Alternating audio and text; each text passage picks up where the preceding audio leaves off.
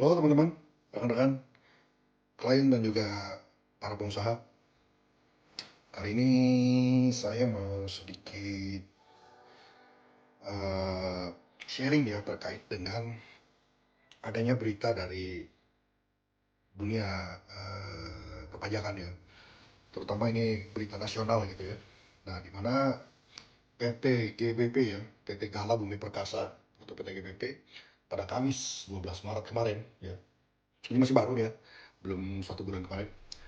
Jadi di tanggal 12 Maret 2026 ini diputuskan bahwa Majelis Hakim menyatakan bahwa PT GBP terbukti secara sah dan meyakinkan dengan sengaja menyampaikan SPT dan atau keterangan yang isinya tidak benar atau tidak lengkap sebagaimana diatur dalam pasal 39 ayat 1. Nah, di Undang-Undang KUP, Ketentuan Umum Perpajakan. Nah, di dalam KUP ini, di dalam putusan ini, bahwa menegaskan bahwa penegakan hukum atau penegak hukum ya, penegak hukum pemerintah perpajakan gitu ya, memberikan sanksi atau pelanggaran yang tentunya hal ini karena merugikan negara. Kita lihat atas perbuatannya PT GBP dijatuhi pidana denda, jadi pidana denda sebesar 214 miliar 683 juta 390.950. Intinya 214 miliar guys. Jadi ini bukan angka yang sedikit atau bukan angka yang kaleng-kaleng ya, ini dendanya 214 miliar ya.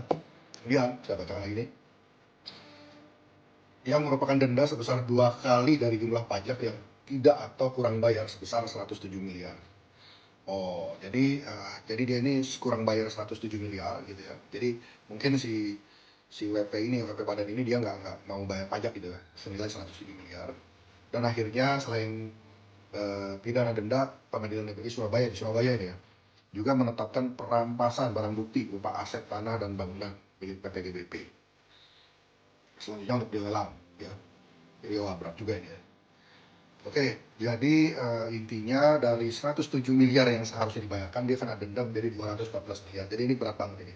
Jadi ini salah satu contoh real nyata ya di negara kita, Indonesia ini, bahwa menghindari pajak sekitar 107 miliar ya berakibat cukup fatal ya, sehingga harus membayar 2 kalinya.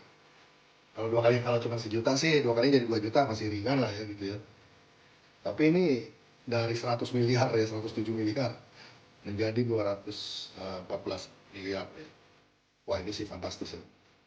Bisa bangkrut langsung kalau dia oh, ya, contohnya tadi.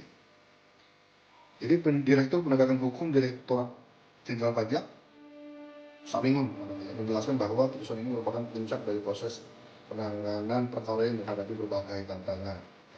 Pada tahap penyidikan, penyidik menghadapi 4 kali upaya pra peradilan hingga ketidakhadiran tersangka pada saat penentuan tanggung jawab dan tersangka dan barang bukti. Meskipun demikian, proses penegakan hukum tetap berjalan hingga perkara ini dapat dibangun oleh putusan. Nah ini adalah satu pelajaran penting banget bagi teman-teman pengusaha ya, atau pengusaha ya, karena di Indonesia ini baik pengusaha ataupun pengusaha tetap ada tetap harus bayar pajak nantinya gitu. Jadi intinya seperti ini, buat para pengusaha ya sayang ya kalian kalau bisa punya usaha terus tiba-tiba banyak kendala masalah pajak, tiba-tiba bisa bangkrut gitu gara-gara tidak membayar pajak atau melaporkan SPT secara tidak benar. Ini akibatnya. Gitu ya. Jadi sebetulnya kalau saya boleh kasih saran atau nasihat gitu ya, advice ini, bahwa menjadi pengusaha itu tentu tidak usah takut dengan pajak ya. Jadi sekali lagi ya saya bilang, pajak itu tidak perlu ditakuti. Kenapa? Karena begini konsepnya di Indonesia ini, kalau misalkan Anda memiliki perusahaan dan perusahaan yang merugi, maka sebetulnya pemerintah tidak membebankan pajak kepada kita, kepada pengusaha. Jadi misalkan saya punya usaha, misalnya saya restoran terus rugi gitu ya, ataupun apalah ya, perusahaan apapun itu ya. Kalau misalkan menggunakan ketentuan umum, misalkan pembukuan gitu ya, dan rugi, ya udah berarti kan nol, berarti tidak bayar pajak gitu ya. Dan bahkan kerugian ini pun bisa dikompensasikan ke periode berikutnya. Maksudnya apa? Mungkin kalau awam kurang paham ya. Maksudnya gini, kalau sekarang rugi 100 juta dan misalkan tahun depan untung 100 juta, maka apakah tahun depan dikenakan pajak? Tidak, karena kompensasi kerugian yang kemarin bisa dikompensasikan ke tahun berikutnya gitu ya. Sehingga walaupun untung 100 juta tetap nggak perlu bayar pajak gitu. Jadi cukup fair gitu. Nah ini karena ketidaktahuan masyarakat ya. Jadi makanya para pengusaha banyak yang ngemplang pajak mungkin karena begini gitu. Karena mungkin tidak memiliki konsultan pajak yang benar gitu ya, atau mungkin punya penasihat atau konsultan pajak eh, mungkin ilegal bisa juga gitu ya, atau yang tidak memberikan nasihat yang seharusnya gitu ya. Jadi seharusnya bisa diberikan advisory yang terbaik ya bagi bagi para pengusaha ya, sebagai sebagai tax consultant gitu.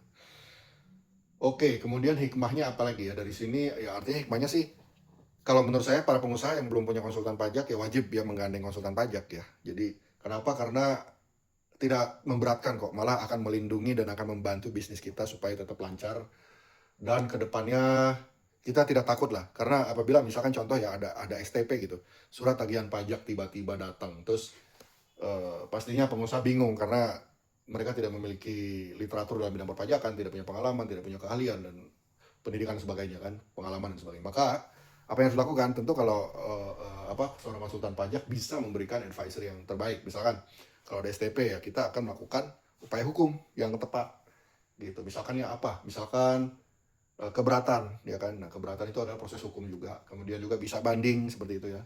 Kemudian bisa gugatan ya. Jadi tidak perlu langsung harus dibayar dulu gitu ya. Kita siapkan dulu bukti-buktinya. Kemudian kita coba adu argumen dengan para petugas pajak gitu ya.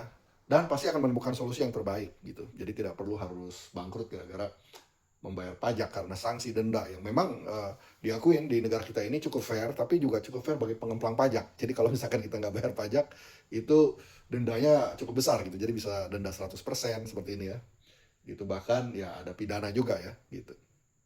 Oke, segitu dulu karena mungkin terlalu panjang videonya. Jadi boleh kalau memang mau membutuhkan jasa konsultan pajak, saya mewakili dari Firmanco Group juga, kami melayani WP baik pribadi ya maupun WP badan ya, dari kelas UMKM, middle, dan juga